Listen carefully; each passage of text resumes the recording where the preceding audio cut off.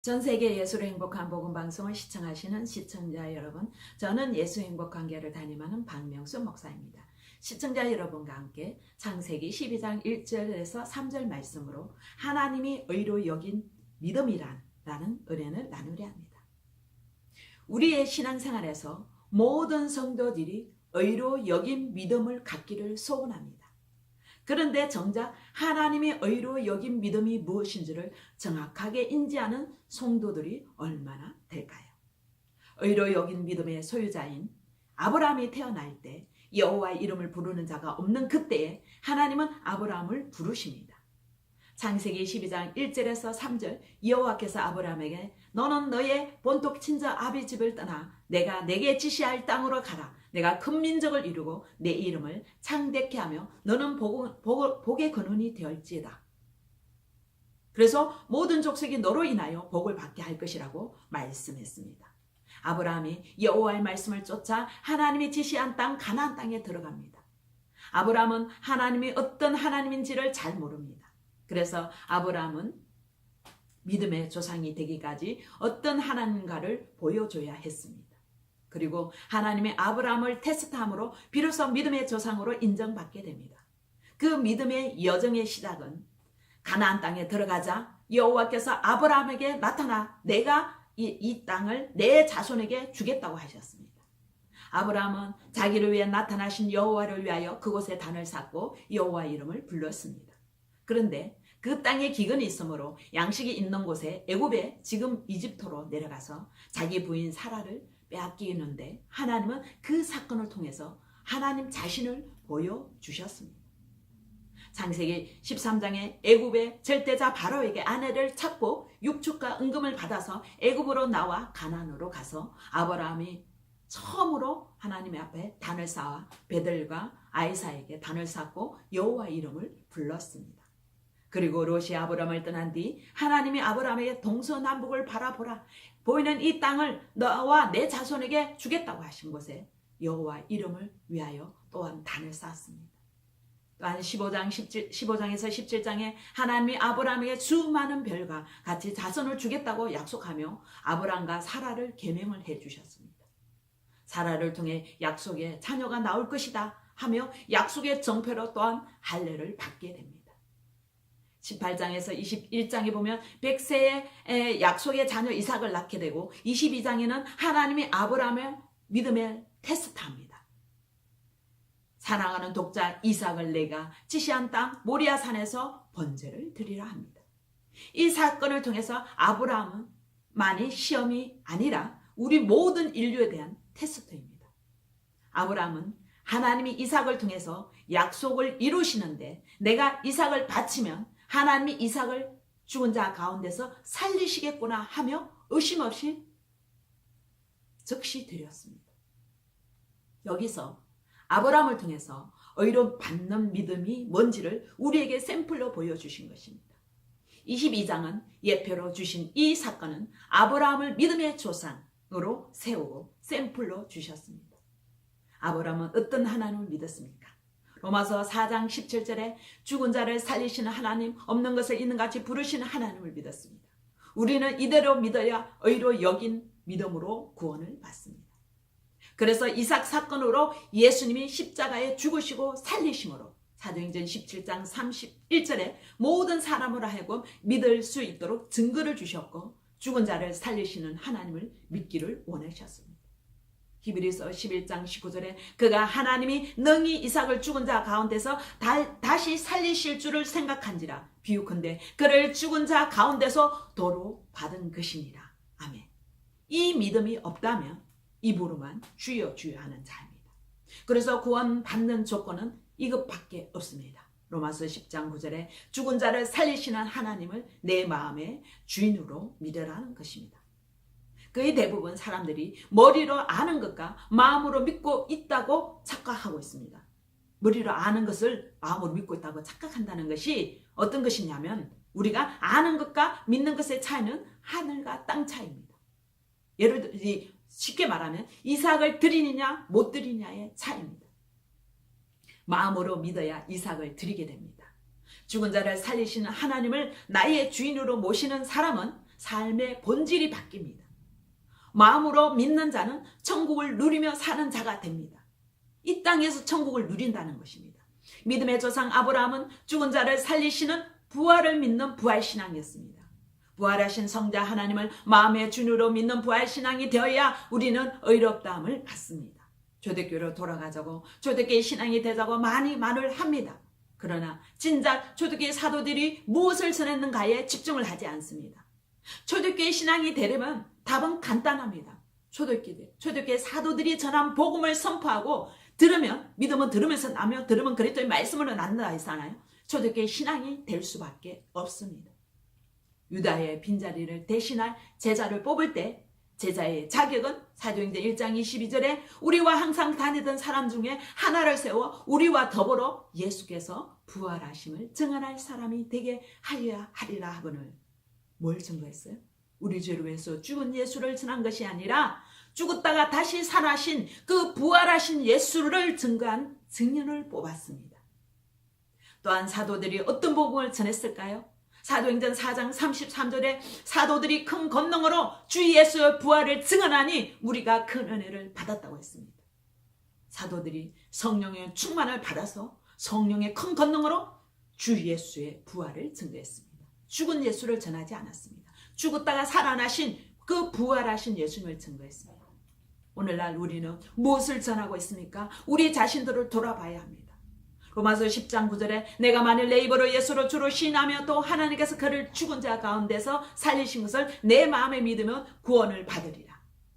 예수를 죽은 자 가운데서 살리신 것을 마음에 믿고 그 부활하신 예수님을 나의 주인으로 믿어야 구원을 얻는다고 분명히 말씀하고 있습니다. 이것이 마음의 굴복의 역사가 일어나야 합니다. 이것이 주인이 바뀌는 것입니다. 이것은 누가 하느냐? 오직 성령님만 하십니다. 성령의 역사입니다. 주인이 바뀌는 이 놀라운 역사가 엄청난 굴복의 역사입니다. 근데 우리는 십자가에 죽으신 그 예수를 구세주로 믿고 이분만 주여 하는 주인이 바뀌지 않는, 심지어 굴복의 역사가 없는 종교 생활을 하는 교인들이 너무나 많습니다. 그러니까 마음의 주인이 바뀌어야 변화의 역사가 일어날 수밖에 없는데, 주인이 바뀌지 않으니까 변화의 역사가 없고 삶의 주인도 나니까 문제가 오면 염려와 근심 걱정을 하는 것입니다. 왜 그렇습니까? 죽음의 문제, 죄의 문제, 마귀의 문제, 우리의 모든 삶의 문제를 해결하신 그 예수님을 주인으로 믿지 않기 때문인 것입니다. 이것이 예수 믿지 않는 죄고, 이것이 요한복음 16장 9절에 예수를 믿지 않는 죄, 이것이 지옥 갈 죄입니다. 초대교회에 전한 부활의 증거를 가진 부활의 증인은 부활을 전할 수밖에 없습니다. 입에서 부활을 전할 수밖에 없습니다. 이렇게 부활을 전하면 부활에 치우쳤다고들 합니다. 그것은 부활이 어떤 것인지를 모르기 때문입니다. 그런데 부활이라는 단어가 무엇입니까? 죽은 것이 다시 살아난 것을 말합니다. 즉 죽음이 전제되어 있는 것입니다. 초대교회 시대에도 사도행전 4장 1절에서 4절에 보면 부활을 도전함을, 부활 복음을 전하는 것을 싫어하고 심지어 감옥에 가두기도 하고 죽이기도 했습니다.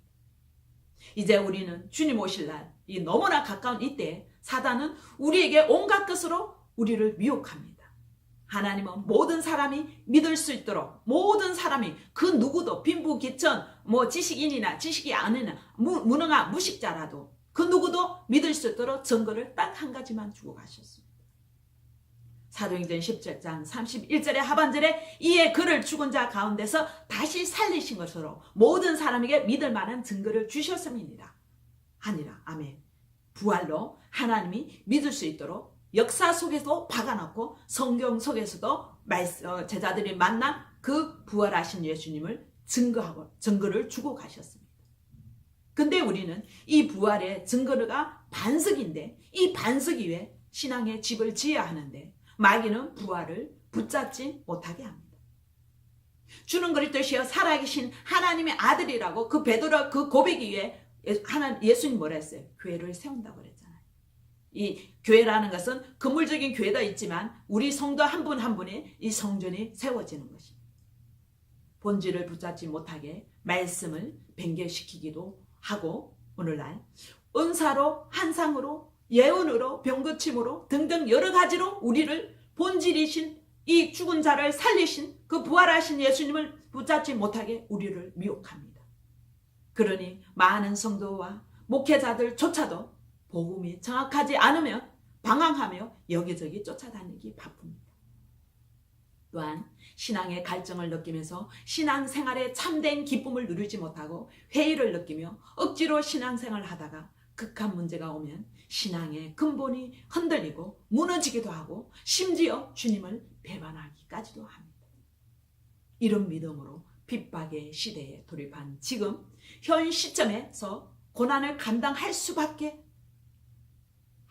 고난을 감당해야 되는데 그런 믿음으로는 감당할 수가 없어요.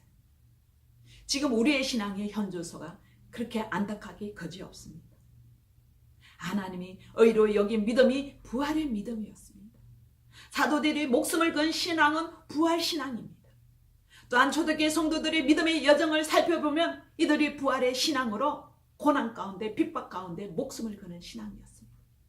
히브리서 11장 35절에서 40절 어떤 핍박을 받았습니까? 여자들은 자기의 죽은 자들을 부활로 말미암아 부활을 받아들이기도 하고 또 어떤 이들은 더 좋은 부활을 얻고자 하여 심한 고문을 받되 구차히 풀려나기를 원하지도 않았다고 했습니다. 또 어떤 이들은 조롱과 채찍뿐만 아니라 결박과 옥에 갇히는 시련도 받으며 돌로 치는 것과 톱으로 켜는 것과 시험과 칼로 죽임을 당하고 양가 염소의 가족으로 입고 유리하여 궁핍하고 환난 가운데 학대를 받았습니다. 이런 사람은 세상이 감당하지 못한다고 그들이 강야와 산과 동굴과 토굴에서 유리하였는데 이 사람들은 다 믿음으로 말미암아 증거를 받았으나 약속된 것을 받지 못하였으니 이는 하나님이 우리를 위하여 더 좋은 것을 예비하셨은즉 우리가 아니면 그들로 온전함을 이루지 못하게 하려 하심이라고 했습니다. 아브라함이 의로 여긴 믿음은 죽은 자를 살리시는 부활 신앙이 의로 여긴 믿음으로 구원을 받았습니다. 사람들이 의롭다 하심을 얻은 것은 의인이 되는 길은 율법의 행위에 있지 않고 믿음으로 됩니다. 여기서 로마서에서 말하는 행위와 야고보에서 말하는 행위는 다릅니다. 로마서에서 말하는 행위는 율법을 지킨 행위를 말하고 야고보에서 말하는 행위는 일반적인 행위, 우리의 삶에 나타나는 선한 삶들을 말합니다. 그래서 성경에 로마서에서 행위로 뭐래요? 안 된다고 했습니다. 율법의 행위를 지킴으로 말미암아 하나님께 의가 될 수가 없다고 했습니다. 하나님께서는 로마서 3장 28절에 사람이 의롭게 되는 것은 율법의 행위에 있지 않고 믿음으로 됩니다. 이것은 놀라운 것입니다. 로마서 4장 24절에 의로 여기심을 받을 우리도 위함이니 곧 예수 우리 주를 죽은 자 가운데서 살리신 이를 믿는 자니라. 아멘. 예수 그리스도가 죽었다가 살아난 이 부활을 믿는 사람을 의로 여기신다는 것입니다. 로마서 4장 24절과 로마서 10장 9절에서 10절과 같은 말씀입니다. 로마서 10장 9절에서 10절에 가면 예수님은 우리의 주인이신 것과 우리가 그분의 부활하심을 믿는다고 하는 것을 하나님이 구원의 기준으로